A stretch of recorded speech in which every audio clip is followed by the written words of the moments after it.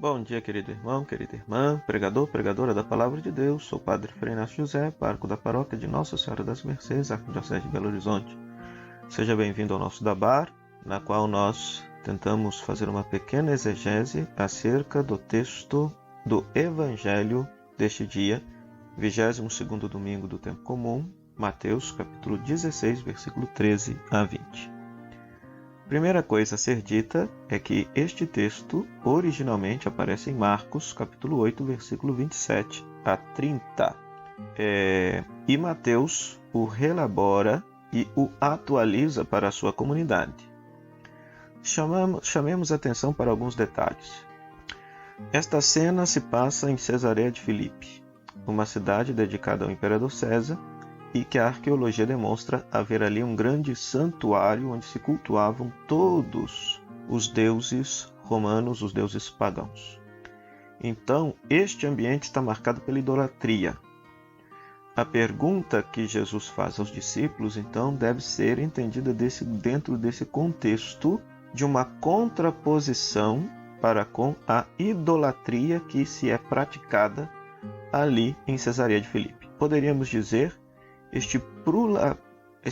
esta religião plural, pluralismo religioso, sincretismo religioso que era praticado ali em Cesareia de Filipe.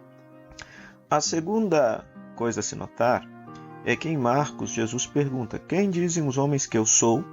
E em Mateus Jesus pergunta: quem dizem os homens ser o Filho do Homem? Já se usa uma expressão técnica, Filho do Homem, para se referir ao próprio Jesus. Este Filho do Homem provavelmente é aquela figura escatológica de Daniel, que recebe de Deus o poder para governar as nações, como também é a figura do Filho do Homem que aparece no Apocalipse de Enoque, que é um texto pseudoepígrafo judaico, que também trata da escatologia do fim dos tempos, apresentando esta mesma figura escatológica, o Filho do Homem. Literalmente, Bar-Enash, ou Ben-Adan, Bar-Enash no aramaico e Ben-Adan no hebraico, filho do homem, significa ser humano. Mas é claro que a literatura judaica daria conotações especiais divinas a este ser humano que recebe de Deus o poder para poder governar todas as nações. Então aqui nós já percebemos Mateus identificando e solenizando a figura de Cristo como esta figura escatológica. Outro detalhe no versículo 14 é que quando é na resposta dos discípulos tem uma diferença. Em Marcos se diz João Batista, Elias, outro ou qualquer um dos outros profetas. Em Mateus há o acréscimo de Jeremias. Então parece haver uma influência da teologia deuteronomista aqui, ou seja, aquela teologia que é a teologia da aliança. Se o povo de Israel é fiel à aliança com Deus, este povo é abençoado e próspero. Mas se o povo é infiel a Deus, acontecem as desgraças, as maldições. Então, há aqui uma diferença de que o Evangelho de Mateus é narrado sob essa expectativa também de um povo que deve ser fiel à aliança para ser abençoado, e um povo que se quebra a aliança com Deus é um povo que é submetido às desgraças e ao castigo.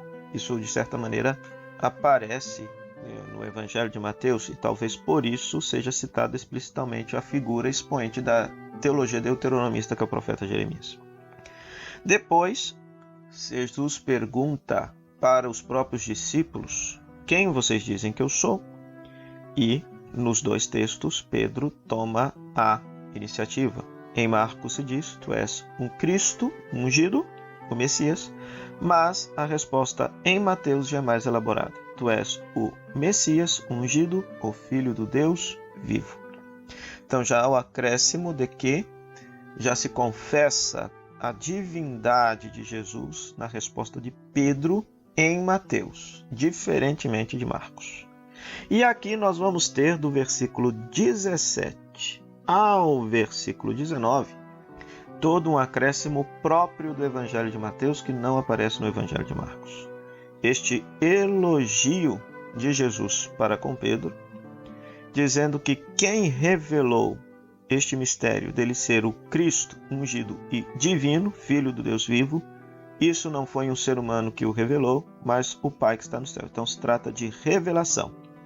E como ele se abriu a esta revelação divina, ele recebe também a autoridade para poder governar a igreja.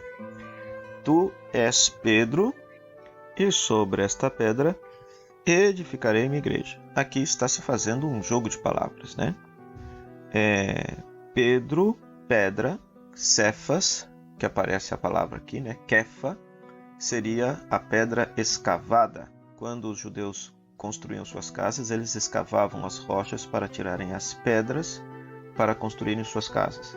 E aquele buraco, aquela caverna escavada na rocha, de onde se fez, de onde se tirou as pedras para construir as casas, aquilo ali servia de moradia e de abrigo para os pobres. E o nome dessa caverna era Kefa.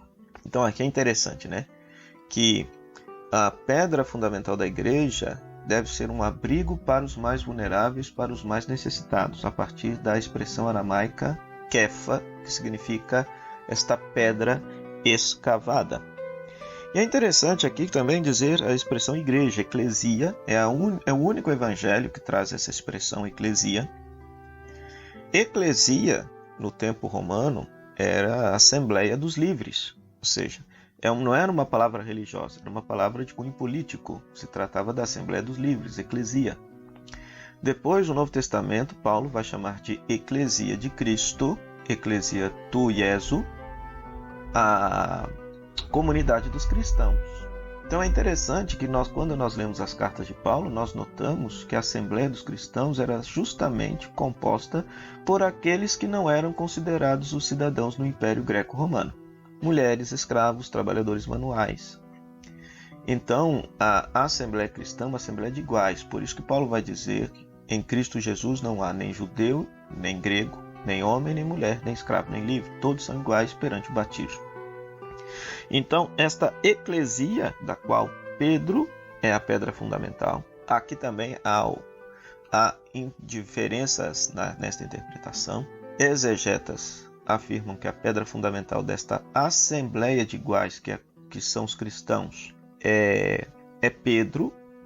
Outros afirmam que pode ser a fé de Pedro. Eu sou tendencioso a mais acreditar, a ter esta postura. Pois qual é a fé de Pedro? A fé de que Cristo, Jesus é o Cristo, é o ungido, o Filho de Deus. Então esta é a base fundamental da comunidade cristã. O que seria a comunidade cristã? A comunidade cristã seria a comunidade daqueles que acreditam que Jesus é o Cristo, é o Filho de Deus. Esta é a base, o fundamento de toda a igreja. O fundamento de toda a igreja. E as portas do inferno, do Hades, não prevalecerão contra ela. Na nossa tradução do inferno ou porta do Hades. Então é interessante que isso a arqueologia também mostra. Havia uma caverna em Cesareia de Filipe que era chamada de boca do inferno ou porta do inferno, né? Então, de certa maneira, parece que Mateus está querendo dizer aqui, olha, que as portas do inferno, as portas da idolatria, ou seja, toda esta mentalidade idolátrica que nega a divindade de Cristo, que nega a fé em Cristo, não haverão de prevalecer sobre esta comunidade de iguais, que é a eclesia, que está alicerçada na fé no Filho de Deus, no Filho do Deus vivo. Né? Essas informações, por exemplo, essas visualizações, vocês podem encontrar inclusive na internet, ou seja, dá uma busca na internet lá, Cesareia de Filipe, e vocês vão ver imagens do santuário, inclusive desta caverna que era considerada porta do Hades, porta do inferno.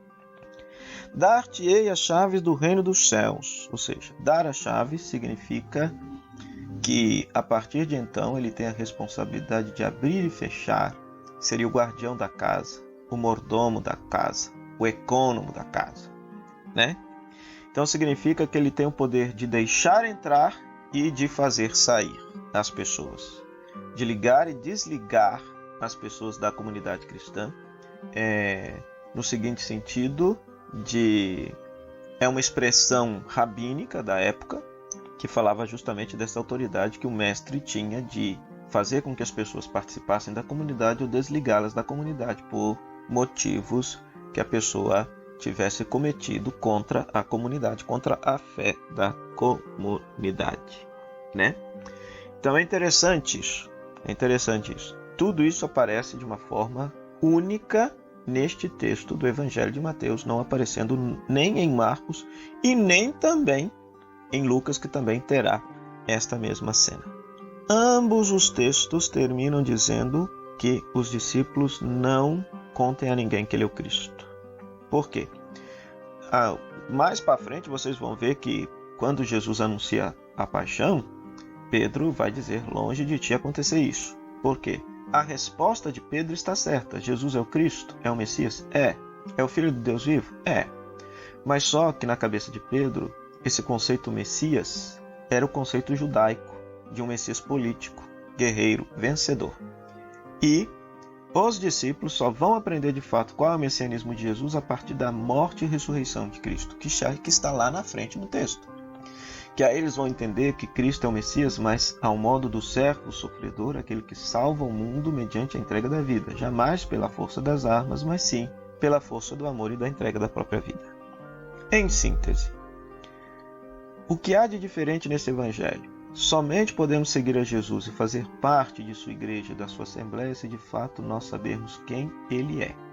E saber quem Ele é, segundo esse texto específico de Mateus, não é fruto de uma elucubração humana, de raciocínio meramente humano. Só se descobre de verdade quem é Cristo mediante uma revelação divina. Feliz és tu, Simão, filho de Jonas, porque não foi um ser humano que te revelou isso, mas foi meu Pai que está no céu. Então, esta fé em Cristo, esta adesão a Cristo, só pode acontecer plenamente na vida do cristão e da cristã se ele estiver aberto, disponível à graça de Deus, que o revelará de fato quem é Jesus. E a partir desta revelação, ele será autêntico discípulo e missionário de Cristo.